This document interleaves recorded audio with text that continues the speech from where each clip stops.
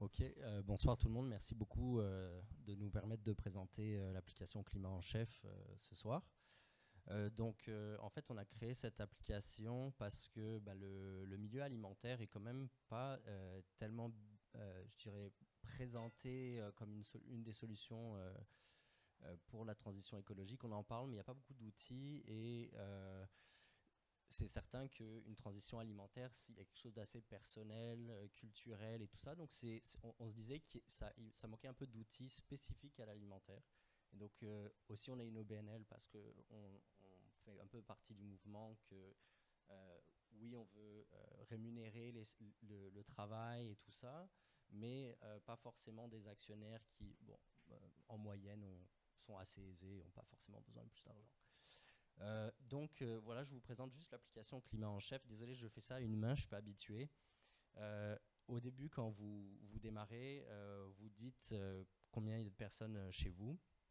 Donc, je sais pas moi, 2 adultes, 2 enfants, ou pas, peu importe. Et là, vous établissez votre point de départ. Donc là, je sais pas moi, on mange pas mal de viande rouge, un peu de viande blanche. C'est basé sur les repas principaux, donc environ 14 repas par semaine. C'est pas exact là, mais ça donne une idée. Et quelques repas, on va dire, végétaliens. Ok. Une fois qu'on a ça, on regarde et ça nous dit combien de kilomètres, euh, de tonnes, oui, et de kilomètres équivalents en voiture ça représente. Mais donc on voit bien que 2,20 tonnes, c'est quand même non négligeable. Là.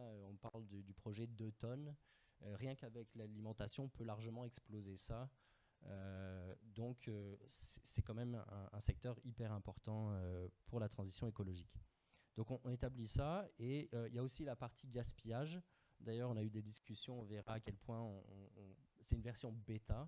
Il y aura des ajustements dans le temps, mais on peut établir donc combien de gaspillage on fait et ça a fait un ajustement sur notre empreinte alimentaire.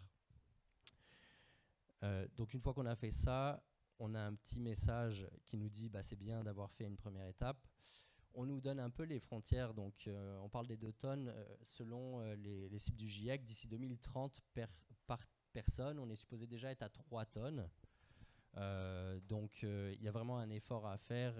Effectivement, au Québec, on est à environ 10 tonnes et plus, disons 15 tonnes, même avec la partie consommation et tout. Et donc, on estime qu'il faudrait qu'on soit à environ 1 tonne pour l'alimentaire. Donc, ça permet d'établir un peu où on devrait se situer. 3 tonnes, c'est pour tout, là, comme vous savez. Donc là, on peut établir notre propre objectif. Donc, disons 1,5 tonnes, peu importe, ou 1,20 tonnes. Et voilà, en gros, on a aussi l'aspect santé parce que nous, on a fait des entretiens clients ou usagers tests et certaines personnes qui avaient des familles nous disaient oh ben moi, j'ai juste enlevé les protéines. Tu sais, comme j'ai enlevé la viande et tout. Et là, tu te dis ouf, pour toi, tes enfants, là, au niveau santé, c'est pas super. Donc, on référence que ça a tout plein de bonnes pratiques au niveau santé pour réussir cette transition. Euh, donc là, on passe à l'intro. Je vous avoue que ça, je pense que ça va sauter dans les prochaines versions. Donc je vais sauter ça. Et je vais redémarrer avec un compte qui est déjà un peu démarré pour vous montrer à quoi ça ressemble une fois qu'on commence à utiliser l'application de manière un peu plus fréquente. Euh,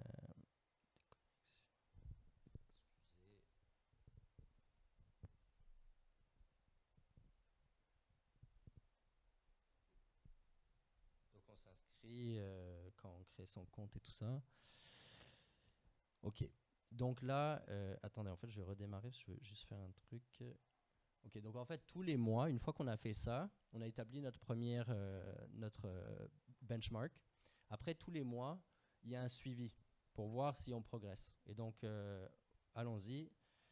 On voit où on était avant et on peut regarder, ok, est-ce que par rapport au dernier mois, on a un peu ajusté. Donc, on va dire que là, on y va franco, on a réduit un peu la quantité de repas de viande rouge, même de viande blanche, on y va végétalien. Euh, donc là, on peut voir en bas que par rapport au début, donc on a fait 30% d'amélioration et par rapport au mois dernier, on a fait 20% d'amélioration. Super. Donc on enregistrer ça. On va dire qu'on n'a pas fait de changement au niveau du gaspillage. Enregistrer. Et donc, on peut voir nos stats dans le temps. Bon, j'avoue que dans le contexte québécois, c'est pas forcément parlant, mais l'idée derrière, mettre par exemple à quoi ça équivaut en termes de kilomètres de TGV. Vous avez vu au début, on mettait le nombre de kilomètres de voitures, qui est plutôt négatif. Le nombre des kilomètres de TGV, c'est juste pour réaliser en fait que par exemple justement dans le contexte nord-américain, si on avait des chemins, du transport transport TGV avec bas carbone, on pourrait faire des distances monstres juste avec des gains alimentaires. Et bien sûr qu'on ne prendra jamais tous ces gains en termes d'impact alimentaire à faire 400 000 km de TGV par année. Là. Donc, mais c'est juste pour dire que si on faisait ces réductions-là, ben, ça nous libérait de peut-être pouvoir, au lieu de faire des voyages par avion, de les faire peut-être en TGV si on avait cette infrastructure-là, mais c'est peut-être quelque chose à bâtir. Donc c'est ça c'est l'empreinte officielle. Après, il y a détaillé par ingrédient, je vais vous montrer ça tout de suite après. Mais à l'intérieur de l'application, en fait, on a plusieurs outils un peu fonctionnels. Donc on a tout plein de... On peut créer sa propre base de données de recettes avec l'empreinte carbone. Et donc je peux vous montrer comment on crée une recette. Donc là, en gros, on fait ajouter. Et puis, disons que je suis en ligne. Ok, j'ai envie de me faire un hachis de bœuf aux légumes. Bon, on va voir ce que ça donne. Donc là, je peux le rajouter avec un lien. Voilà. Et puis, automatiquement, ça calcule l'empreinte carbone du plat. Et donc, vous pouvez vous créer vos recettes. C'est une version bêta. Il y a encore, on va encore essayer d'améliorer l'association. C'est déjà pas trop mal. Ça dépend des sites que vous utilisez. Mais il y a peut-être des ajustements à faire une fois que vous avez fait ça, parce que parfois l'association n'est pas parfaite. Bon, ici, on voit par exemple que ça a associé à l'huile à veau. Bon, je ne sais pas pourquoi, il faudrait que je regarde. Donc là, on peut facilement ajuster l'association à huile d'olive. Et voilà, c'est fait. Et donc là, après, on peut enregistrer le tout. Je ne sais pas s'il y a quelque chose... le comté. Voilà, c'est pour ça que c'était assez faible. Le comté, donc un fromage plutôt dur. Non? Fromage dur? Ouais. Si tu veux, il faudra juste que tu élimines tout le reste. Tu élimines tout le reste, c'est pas grave. Donc voilà. Donc là, on peut enregistrer ça et ça se rajoute à notre liste de recettes qu'on peut se faire quand on veut. Mais avec on commence à réaliser, je vais peut-être tendre vers certains qui ont moins d'empreintes. Après, on peut rajouter ça à notre liste de plats de la semaine ou peu importe. Donc on voit ici nos plats pour la semaine. Donc ça, c'est une bonne pratique si on veut réduire notre gaspillage alimentaire. Bon, chacun personnel. Après, je peux rajouter ça à ma liste de courses automatiquement. Et donc, j'ai l'empreinte de ma liste de courses et par rapport à mes objectifs, en tête, je peux voir est-ce que je suis à l'intérieur de mes limites, est-ce que ma liste de courses est à l'intérieur de mes limites. Et je peux aussi avoir, par exemple, des suggestions d'amélioration. Donc, on voit en haut, là, pour le riz, par exemple, peut-être de l'orge. Ça a un impact quand même vachement moindre. Donc, on peut faire des changements comme ça. Bien sûr, là, c'est des listes de courses basées sur les recettes, mais quand on va faire nos courses, on n'achète pas 1,5 tasses de riz. Donc, on peut ajuster les quantités. Bon, ça, c'est des détails, mais on peut faire ce qu'on veut là au niveau des quantités et tout.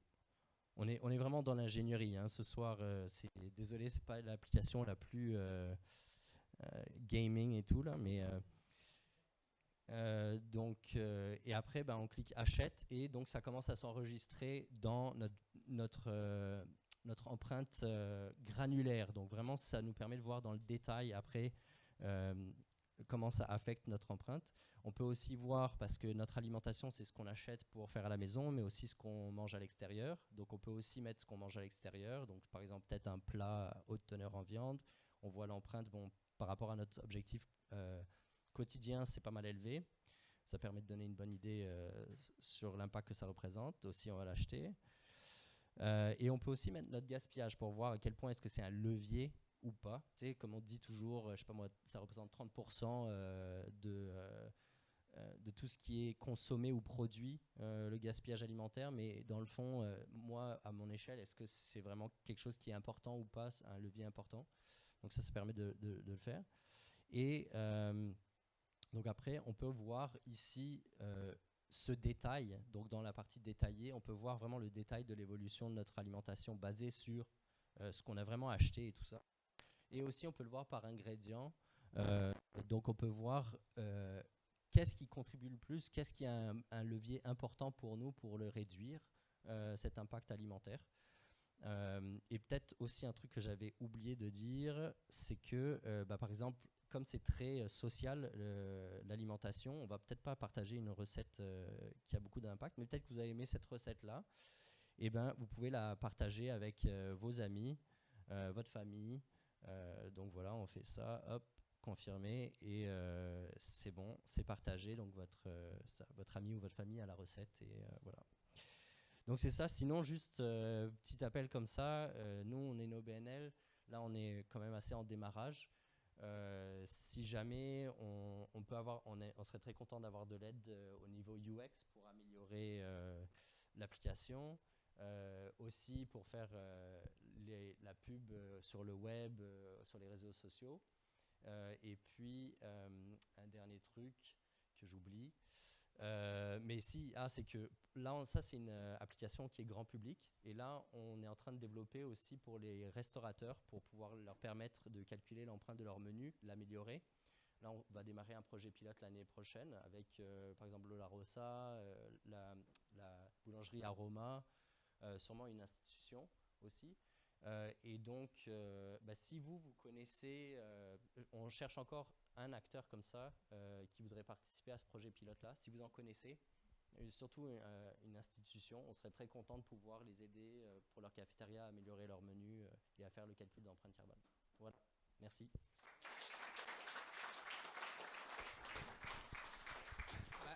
Attends, on va faire les questions. Donc moi j'avais une première question. Toi, tu m'avais dit quand on a fait la petite rencontre avant la mensuelle que toi et ta famille, vous utilisiez cette app au jour le jour. Donc si tu pouvais un peu expliquer comment ça marche pour vous, combien de temps ça te prend par jour ou par semaine. Enfin voilà, expliquer un peu ton expérience de utilisateur de ton propre produit. Ok. Ouais, ben en fait, c'est ça. Si je peux remontrer vite fait comment nous on l'utilise au quotidien, là, si ça intéresse. Attendez. Ok, je pense que je me suis délogué, donc on va. Attends, peut-être rejoin. Ok.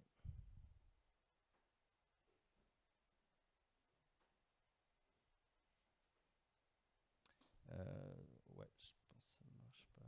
Ah si, c'est bon.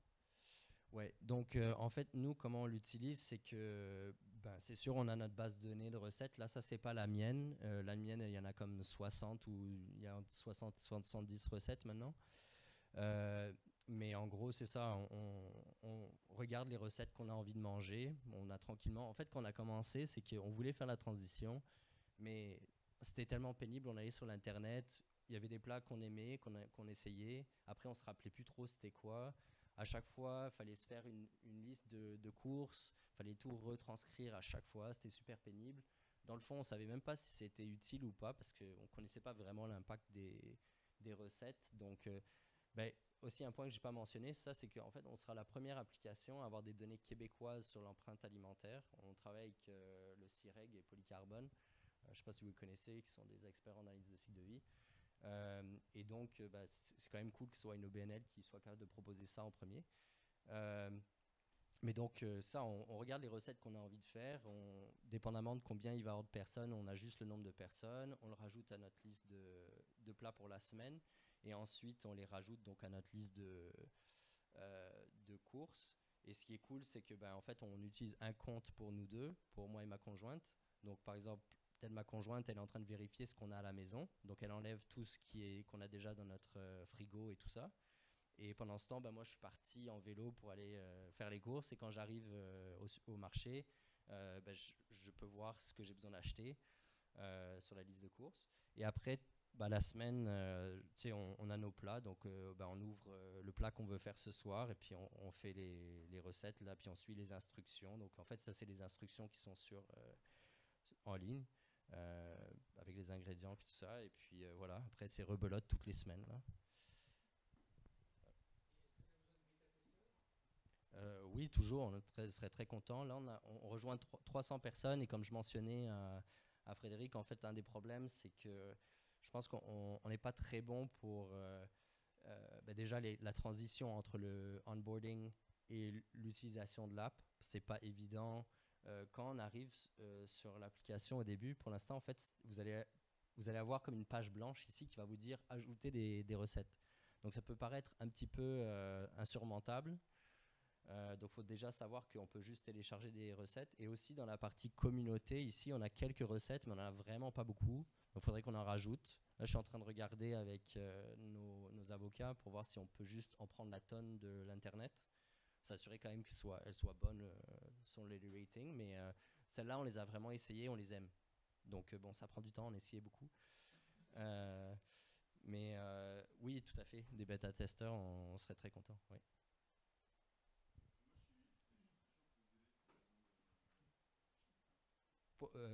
Ok, bah cool, c'est vraiment gentil. Merci beaucoup.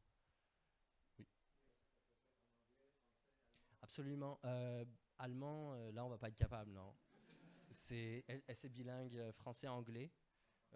Donc, en fait, c'est ça comme on voit ici. Même si ton compte, tu l'as set-up français, tu peux quand même mettre des recettes anglaises, s'il n'y a pas de problème.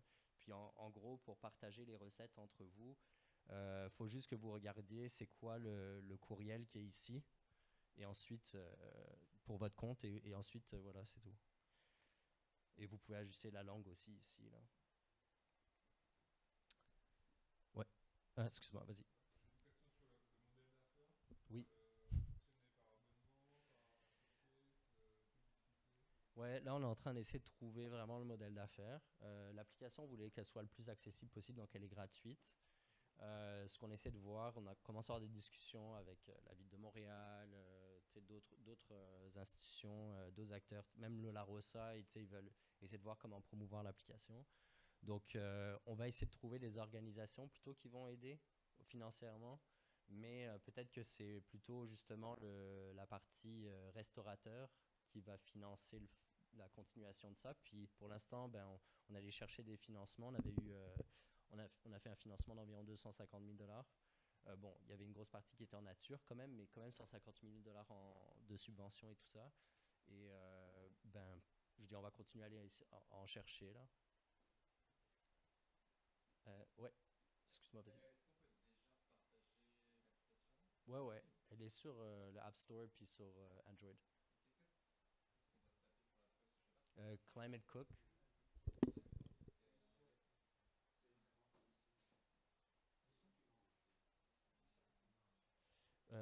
Ouais, excuse-moi.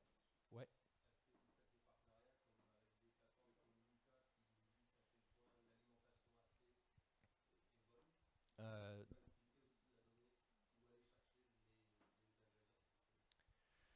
Euh, pour l'instant, non. Mais pourquoi pas? Puis, je veux dire, je sais qu'en France, il y a. Comment? Oui. Ouais, ouais, tout à fait, absolument.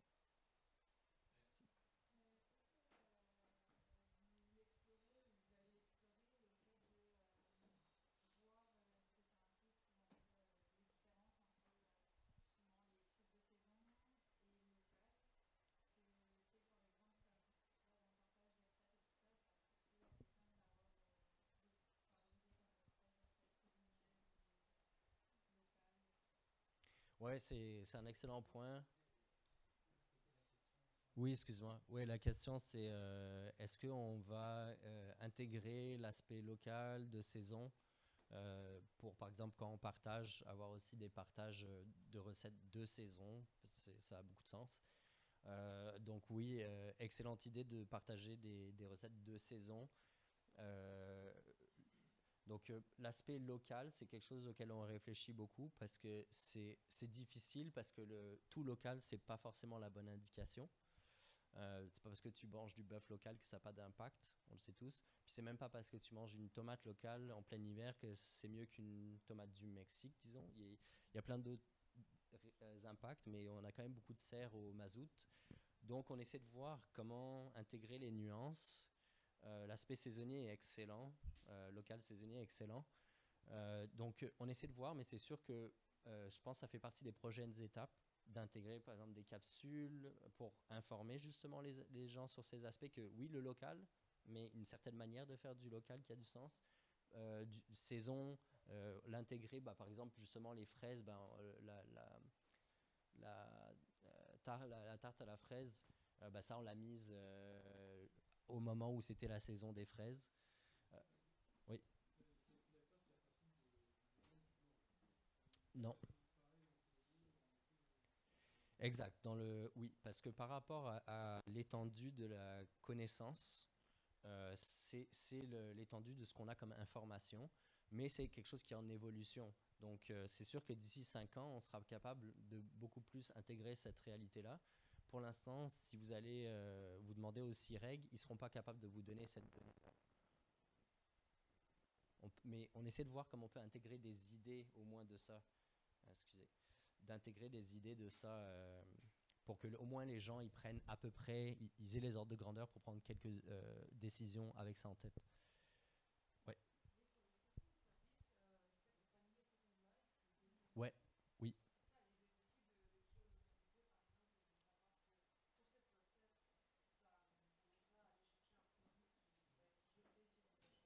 Ouais. Bah d'ailleurs, donc on travaille avec on va faire avec les restaurateurs, mais là on commence aussi à regarder pour travailler. Bah, vous connaissez peut-être Arrivage, par exemple, euh, et on essaie de valoriser en matière de GES tous ceux qui travaillent dans le réemploi alimentaire. Donc même on a des discussions avec Moisson Montréal pour leur permettre de calculer, pas seulement en termes de poids, mais en matière de GES éviter ce que leur travail représente.